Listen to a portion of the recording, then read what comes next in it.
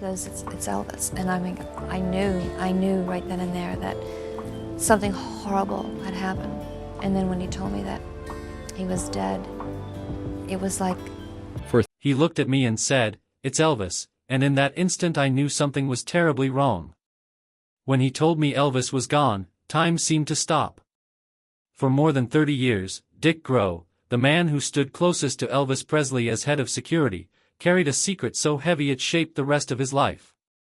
He had protected the king in life, and then protected a story in death. Now, after decades of silence, he was finally ready to speak, not to tear down a legend, but to explain what really happened behind the gates of Graceland and why the truth mattered more than the myth. Dick wasn't just another employee. From 1970 until that final summer in 1977, he was always there, closer than almost anyone else. While the world saw bright lights, applause, and iconic performances, Dick saw the private moments no one else was meant to witness. He saw the exhaustion, the loneliness, and the weight of a life that had grown far too heavy for one person to carry. Elvis trusted him, confided in him, leaned on him during nights when sleep never came and the mansion felt more like a shadowed maze than a home. Inside Graceland, life ran opposite to the rest of the world. Days disappeared behind dark curtains, and nights stretched endlessly. Elvis lived cut off from normal life, unable to step outside without chaos following. What once felt like a dream became a cage built from fame, expectation, and isolation. Dick noticed the bottles everywhere, the constant need to manage energy, rest, pain, and stress through prescriptions that piled up faster than anyone could track. Every solution created another problem, and every problem was answered with something else meant to quiet it. Elvis had real health struggles, but instead of healing, everything became about pushing forward. The shows had to continue. The schedule never slowed. People depended on Elvis performing, and that pressure never eased. Dick watched the man change, physically and emotionally, month by month. The confidence faded. The spark dimmed. Moments of generosity and warmth were followed by confusion, fear, and deep sadness. Elvis spoke often about feeling trapped, about missing his mother, about wondering how his life had reached this point.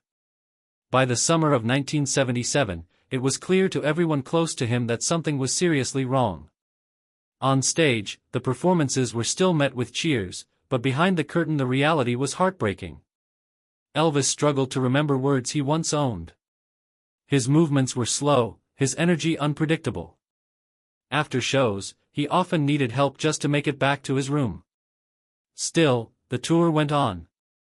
Money, contracts, and expectations outweighed concern. Dick tried to speak up. He tried to slow things down. Nothing changed. When Elvis returned to Graceland after the tour, there was a sense that something was coming, something no one wanted to name. On the night before the world would wake up to devastating news, Dick received a call filled with panic. He arrived at Graceland long before the official timeline the public would later hear. What he saw there never left him. According to Dick, the story everyone was told was carefully constructed. Events were rearranged. Details were adjusted. The goal was simple: protect the image at all costs. Before authorities were contacted, the inner circle worked to make sure nothing would raise questions that could damage the legacy, the business, or the people surrounding Elvis. It wasn't about cruelty. It was about fear, responsibility, and years of living by an unspoken code that said the legend must always come first. Dick later learned conversations took place about how the situation would be presented, what would be emphasized, and what would quietly disappear. Everyone involved believed they were doing the right thing in a moment of shock and grief. But that decision haunted him. He came to believe that hiding the full reality prevented honest conversations about mental health, dependence, and the pressures placed on people who live under constant public demand. What finally broke his silence decades later was loss layered on loss. Watching history repeat itself, watching families struggle to understand how someone so loved could quietly fall apart, made Dick question everything. He realized that protecting an image had not protected a person. And maybe, telling the truth, even years later, could help others recognize warning signs before it's too late. Dick never wanted Elvis remembered only for his decline. He wanted people to remember the kindness, the generosity, the sincerity behind the fame. Elvis gave without hesitation. He treated everyday people with respect. He searched deeply for meaning, even when success failed to bring peace. He was human, flawed, gifted, and overwhelmed by a world that never stopped asking for more. Elvis Presley passed away on August 16, 1977. The world lost a voice that changed music forever. But according to the man who stood beside him until the end, the full truth of those final days was buried along with him, locked away by loyalty, fear, and silence. Until one guard decided that honoring the king meant choosing honesty over legend, and that maybe, by finally speaking, the story could help others escape the same invisible cage. Time did not make the memories fade for Dick Grow. If anything, the years sharpened them. Every anniversary, every documentary, every tribute brought him back to those final days inside Graceland, when silence felt safer than truth and loyalty felt heavier than guilt. The world moved on, celebrating Elvis as an untouchable icon, while Dick carried the weight of knowing how fragile the man behind the legend truly was. After the funeral, life was supposed to return to normal, but nothing ever did. Graceland became quieter, colder, almost hollow. The laughter that once echoed through the halls vanished, replaced by footsteps that felt intrusive, as if the house itself was grieving. Dick stayed on for a while, watching the empire reorganize itself around absence. Meetings were held, plans were made, merchandise rolled out, and the machine that Elvis had powered in life continued to run without him. That was when Dick fully understood that Elvis had never truly belonged to himself. Not in life, and not even in death. The inner circle scattered slowly. Some retreated into private lives, some tried to profit from stories that never quite reached the truth, and others locked everything away and refused to speak at all. Dick noticed a pattern. Those who stayed silent seemed calmer on the surface, but their eyes carried something broken. Those who spoke in fragments were criticized, dismissed, or labeled bitter. The message was clear. The world wanted the legend polished, not complicated. For decades, the official version never changed. Books repeated it. Television repeated it. Fans accepted it. And Dick played his part, nodding along, answering questions carefully, never crossing the invisible line. He told himself he was protecting Elvis, that revealing more would only invite judgment and misunderstanding. But deep down, a quiet question followed him everywhere. Who was really being protected by the silence? As the years passed, the entertainment world continued producing stars at impossible speed. Dick watched young performers rise overnight, surrounded by handlers, managers, and enablers who claimed to know what was best. He recognized the same warning signs he had seen at Graceland. Exhaustion disguised as dedication. Isolation disguised as luxury. Pressure disguised as opportunity. Every time a familiar headline appeared, his chest tightened. The pattern was repeating, and the lesson was still being ignored. What haunted Dick most was not a single moment, but a series of small ones. Times when someone could have said no. Times when rest could have replaced obligation. Times when honesty could have interrupted momentum. He remembered nights when Elvis talked about wanting peace more than applause, about missing simple things like walking into a store without fear, about wondering who he might have been without the noise. Those conversations never made it into documentaries. They didn't fit the image. The truth, as Dick understood it, was not about scandal or blame. It was about pressure. About what happens when a person becomes a symbol before they have time to remain human. Elvis carried expectations that no one could survive forever. He was expected to be grateful, tireless, generous, strong, inspiring, and flawless, all at once. Any sign of struggle was quietly smoothed over, not out of cruelty, but because too many people depended on the illusion staying intact. As Dick grew older, the silence became harder to justify.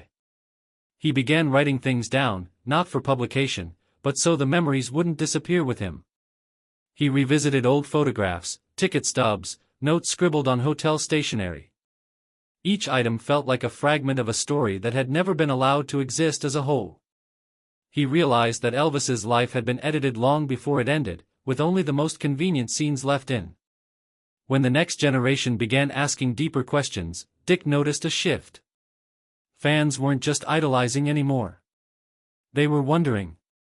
They wanted to understand the cost of fame, the toll of constant performance, the emotional isolation that comes with being admired by millions yet truly known by almost no one. For the first time, Dick felt that maybe the world was ready to hear something more honest, something less polished but more meaningful. What finally convinced him was not public pressure, but personal reflection. Dick asked himself what Elvis would have wanted if the roles were reversed. Not the brand, not the business, not the myth, but the man who gave away gifts simply to see people smile, who stayed up late talking about faith and fear, who wanted to be loved without conditions. Dick came to believe that Elvis would have chosen understanding over perfection. Speaking out did not bring peace right away. It brought criticism, doubt, and accusations. Some said Dick was rewriting history. Others said he was seeking attention. But there were also messages from people who felt seen for the first time. People who had struggled quietly, who recognized parts of themselves in the story of a man who had everything and still felt lost. Those messages mattered more than the backlash. Dick never claimed to have all the answers. He only claimed to have been there, to have seen what cameras never captured. He wanted people to understand that protecting someone does not always mean hiding their struggles. Sometimes it means acknowledging them openly, so others can learn, recognize warning signs, and choose a different path. Elvis Presley will always be remembered for his voice, his influence, and the way he changed music forever. But according to Dick, his most important legacy could be something quieter and far more human. A reminder that success does not replace care, that admiration does not erase loneliness, and that even the brightest stars need space to rest, to heal, and to be honest about their limits. The gates of Graceland still stand. Fans still gather. Songs still play. But behind all of it is a story that deserves to be understood, not as a tragedy frozen in time, but as a lesson that continues to matter. Dick Grow didn't speak to dismantle a legend. He spoke to give it depth, to remind the world that behind every icon is a person, and that choosing truth over silence might be the most loyal act of all. As Dick continued to speak, what became clear was that Elvis's story was not an isolated case, but a mirror held up to an entire system. Fame did not slowly wear Elvis down on its own. It accelerated everything that was already fragile. The constant praise made it harder for anyone to challenge him. The wealth removed normal boundaries. The people around him, many of whom cared deeply, were trapped in roles that rewarded compliance and punished honesty. Over time, concern quietly turned into routine, and routine turned into acceptance. Dick described how Graceland slowly lost its sense of reality. Days blended together. Nights stretched endlessly. Decisions that would seem alarming in any normal household became normalized simply because they had been happening for so long. When something troubling occurred, it was rarely addressed directly. Instead, it was explained away, postponed, or softened until it became part of the background noise. No single moment felt like the breaking point. That was the danger. The decline was gradual, quiet, and disguised as survival. Elvis often spoke about wanting control over his life, yet paradoxically felt he had none. Schedules were decided for him. Appearances were expected. Commitments made years earlier became chains he could not escape without disappointing thousands. The applause that once energized him eventually became a reminder of how trapped he felt by expectations he could no longer meet. Dick remembered Elvis saying that people loved what he represented more than who he actually was, and that realization cut deeply. One of the most painful realizations for Dick was how rarely Elvis was told the truth. People avoided difficult conversations out of fear, loyalty, or self-interest. When someone lives surrounded by agreement, reality slowly distorts. Elvis began to question his own perceptions while trusting voices that reassured him everything was fine. That isolation made him increasingly dependent on the small circle around him, even as he doubted their motives. Trust and suspicion existed side by side, exhausting him emotionally. As Dick reflected on those years, he emphasized that blame was not simple. There were no villains in the traditional sense.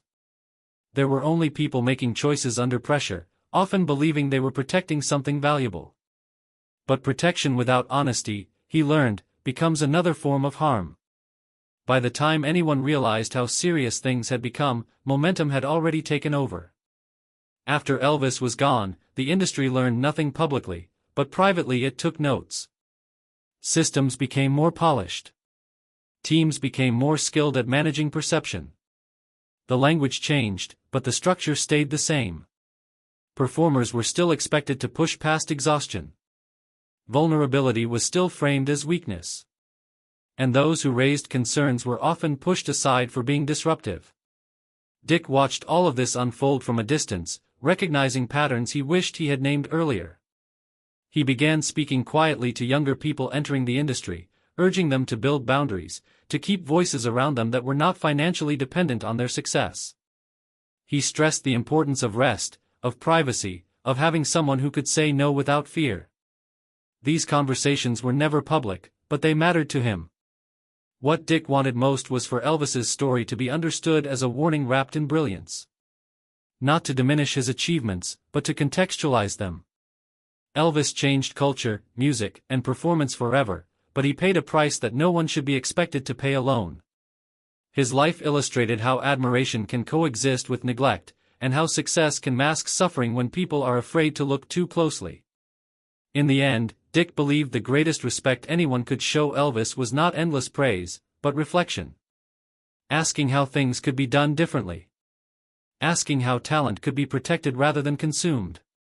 Asking how many lives might improve if honesty replaced image management. Elvis Presley remains a symbol of transformation, not just in music, but in how society understands fame. His story, when told fully and responsibly, challenges the idea that success solves everything. It reminds us that behind every spotlight is a human being with limits, fears, and a need to be seen beyond applause.